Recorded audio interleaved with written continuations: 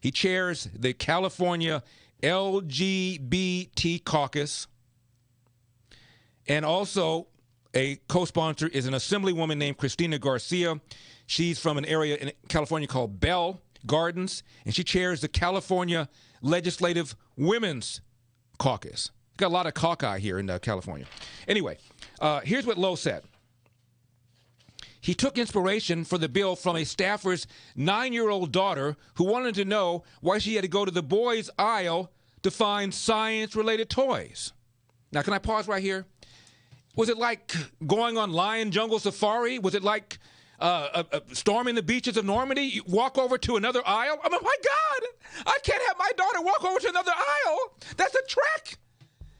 What are there? What are like little guards there? Is there a password you got to say? Is there a handshake? To get to the boys section? And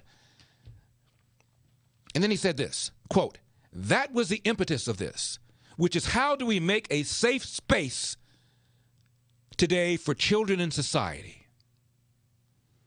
It is important to provide children," he said, "with a positive experience that lets them shop without stigma." Quote, "That's our agenda. Those are our California values, and that's our agenda." End of quote. Now, the person helping to craft the language of the bill is a gentleman named Rob Smith. He's founder and CEO of the Fluid Project, and that's spelled Phluid. I have no idea. A gender-free fashion brand. The Fluid Project, a gender-free fashion brand. And here's what he said, and this is the point. Quote, "Fashion and gender is like everything else. It's always changing and evolving. This is part of the process by which society gradually changes. And I want to remind people we're always in a state of unlearning and relearning." End of quote. It's the government's job to provide an experience that lets children shop without stigma, says this Democrat.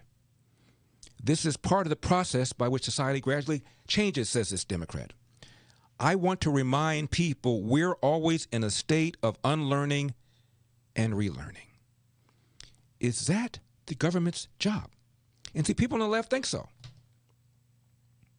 It's your job to tell retailers how they should be learning and relearning. It's your job to tell retailers that they must provide a child a positive experience that lets them shop without stigma. You see, the retailer is too stupid, too unconcerned about making a profit to acknowledge that there might be a reason to put these sections together, assuming there is a reason. And the retailer is too stupid to figure it out. And therefore, we need these lawmakers that want to provide people with a positive experience. It's government's job to provide people with a positive experience. I thought it was government's job to protect people and property, to ensure their civil rights. That's what I thought government's job was. But I realized it's government's job to provide people with a positive experience. Those are our values, our California values. You know, we're always in a state of unlearning and relearning. It's our job. That's our agenda. Quote, "Those are our California values. That's our agenda." Your agenda is to do what?